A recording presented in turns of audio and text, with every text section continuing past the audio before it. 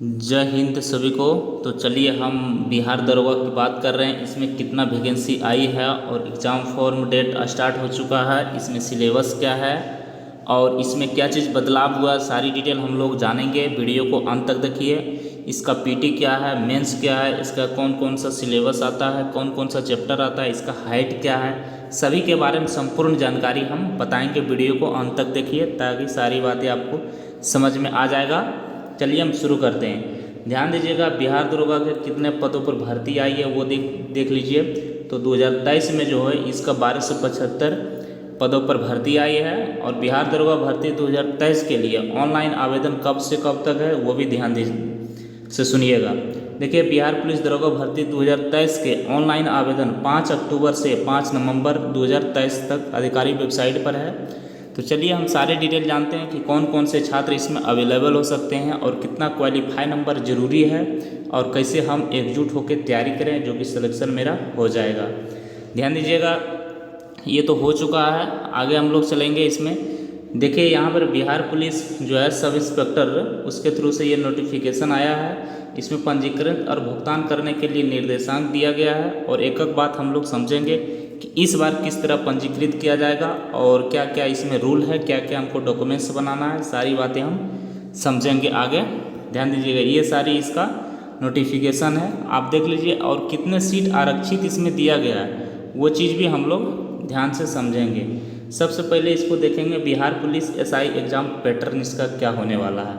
तो देखिए, परीक्षा लिखित वस्तुनिष्ठ होगा, ठीक है, और वही वैकल्पीय प्रकार की होगी। यानी हमको साफ साफ लिख दिया है कि परीक्षा जो है वस्तुनिष्ठ होगा और परीक्षा 2 चरणों में आयोजित की जाएगी, यानी प्रारंभिक और मुख्य, यानी 2 चरण में होगा, एक प्रथम होगा एक द्वितीय होगा, ये भी साफ साफ बोल दिया है। उसके बाद हम लोग जानते हैं इसका आयु सीमा क्या है। देखिए, आगे हम डॉक्यूमेंट्स के बारे में बताएंगे, ध्यान से वीडियो को अंत तक देखिए। देखिए, बिहार पुलिस अफसर जो है निरीक्षक के पदों पर आई भर्ती जो है, इसमें आयु सीमा देखिए। इवेंट जो है यहाँ एज डिटेल है। मिनिमम एज लिमिट जो है 20 ईयर्स है, ठीक है। उसके बाद maximum age limit general mail के लिए यानी पुरुष के लिए जो है 37 ईयर्स है, ये है जनरल के लिए।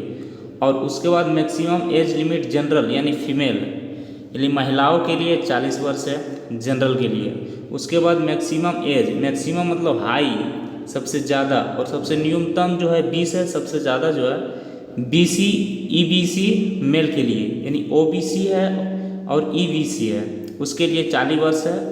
मिनिमम जो है 20 वर्ष और मैक्सिमम 40 वर्ष, ये हो गया मेल के लिए। और फीमेल के लिए बात करते हैं तो सेम है। उसके बाद हम बात करते हैं age limit SC ST third gender का, तो इसका हो जाएगा आपका 42 ईयर्स।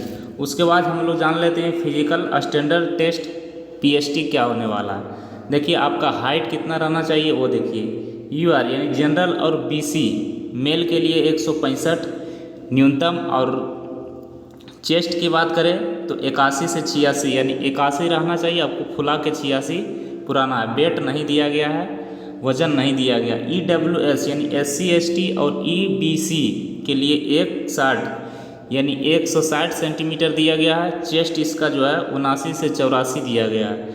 उसके बाद यूआरबीसी और ईबीसी फीमेल के लिए, फीमेल का 155 दिया गया है, जिसमें चेस्ट उसको नहीं दिया गया है और उसका वेट दिया गया है 48 केजी।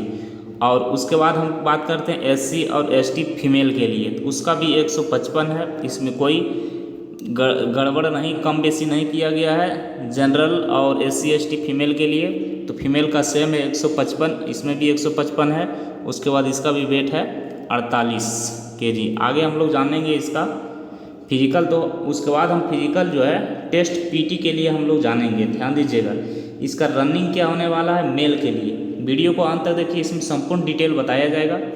देखिए, रनिंग है 1 मिनट 6 सेकेंड, सॉरी 1 मील इन 6 मिनट 30 सेकेंड, यानी 1 मील में आपको 6 मिनट 30 सेकेंड में 1 मील आपको रनिंग करना है। और हाई जंप आपका 4 फीट हो गया, लॉन्ग जंप आपका 12 फीट हो गया। और उसके बाद गोला फेंक आपका 16 पाउंड का रहेगा, जो कि आपको 16 फीट फेंकना है। ये भी समझ गए आप। आगे हम लोग चलते हैं फीमेल के लिए। तो फीमेल ध्यान दीजिएगा, फीमेल के लिए जो है रनिंग है 1 किलोमीटर इन 6 मिनट में। कितना है? 1 किलोमीटर इन 6 मिनट में। हाई जंप इसका 3 फीट है और लॉन्ग जंप इसका 9 फीट है। ये है फीमेल के लिए। गोला 12 पाउंड का रहेगा और ये 10 फीट फेंकना है। तो ये हो गया फीमेल के लिए। यहाँ हम देख लिए। आगे हम लोग चलते हैं। देखिए एग्ज़ाम पैटर्न बता चुके हैं जो कि 2 चरणों में होगा। आगे हम लोग चलेंगे इसका प्रीलिम्स एग्ज़ाम। अब प्रीलिम्स यानी पीटी एग्ज़ाम पहले कितने का होगा वो ध्यान दीजिए। परीक्षा लिखित वस्तुनिष्ठ प्रकार की होगी, यानी ये भी वस्तुनिष्ठ रहेगा। और प्रीलिम्स एग्ज़ाम जो है 100 प्रश्न का होगा, जिसमें के लिए 200 अंक निर्धारित होंगे। हर एक नंबर 2-2 अंक का रहेगा। ठीक है। प्री परीक्षा के लिए समय अवधि 2 घंटा दिया रहेगा। प्रत्येक गलत उत्तर के लिए 0.2 अंक आपका काट लिया जाएगा।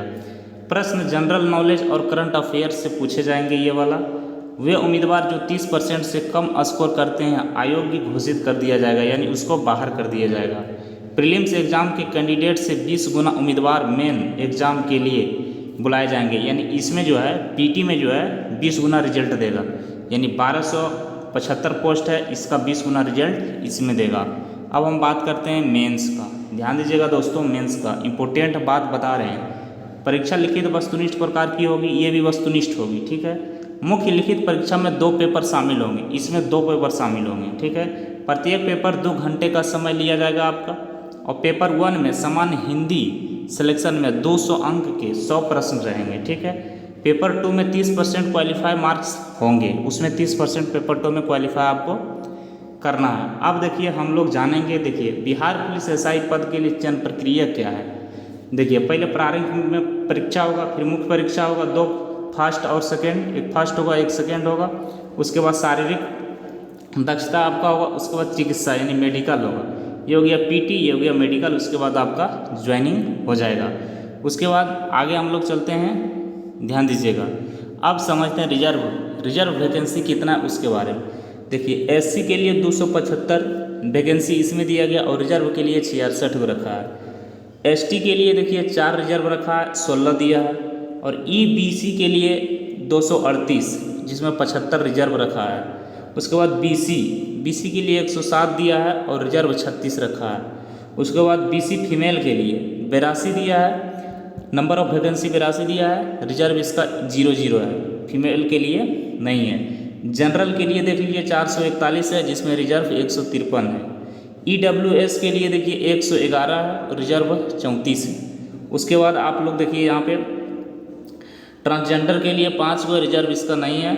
टोटल पोस्ट 1275 हो गया, जिसमें रिजर्व 368 है। आप देख लीजिए ये टोटल फीमेल के लिए जितना रिजर्व आप यहाँ पे देखें, ये टोटल फीमेल के लिए बताए हैं। समझ गए।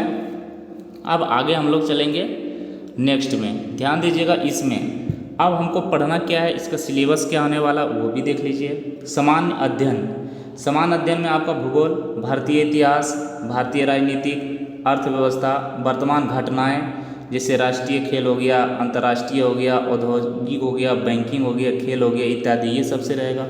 सामान्य विज्ञान में बात करें तो भौतिक विज्ञान रहेगा, रासायनिक विज्ञान रहेगा और जीव विज्ञान रहेगा।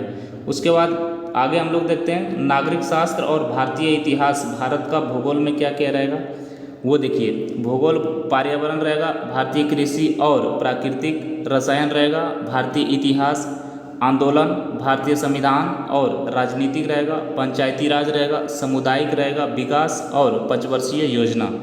उसके बाद हम गणित में देख लेते हैं तो औसत से आपका क्वेश्चन आएगा, सरलीकरण, प्रतिशत, समय और कार्य, लाभ और हानि। उसके बाद सरल और यानी चक्रवृद्धि CI और SI। उसके बाद समय और गति रहेगा, निवेश, HCF LCM रहेगा, आपका आयु रहेगा, बार ग्राफ रहेगा और ग्राफ और बार चार्ट रहेगा, डेटा, इंटरनेट कनेक्शन इत्यादि से पूछे जाएंगे। और उसके बाद आ गया आपका रीजनिंग देखिए एनालॉजिस रहेगा, उसके बाद प्रॉब्लम रहेगा, सॉल्विंग रहेगा, उसके बाद ब्लड रिलेशन रहेगा। इस सब से क्वेश्चन आपका पूछा जाएगा।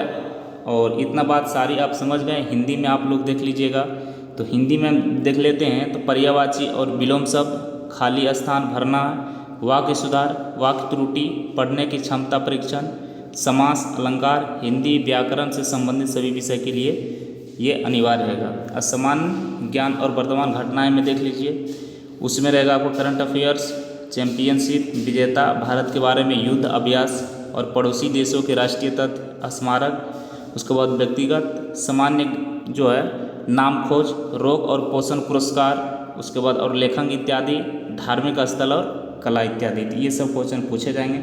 आप लोग जो है मेहनत में जुट जाइए और अच्छे से तैयारी कीजिए। फिर आप लोग के साथ न्यू नोटिफिकेशन के बाद साथ जुड़ेंगे। तब तक के लिए सभी को जय हिंद।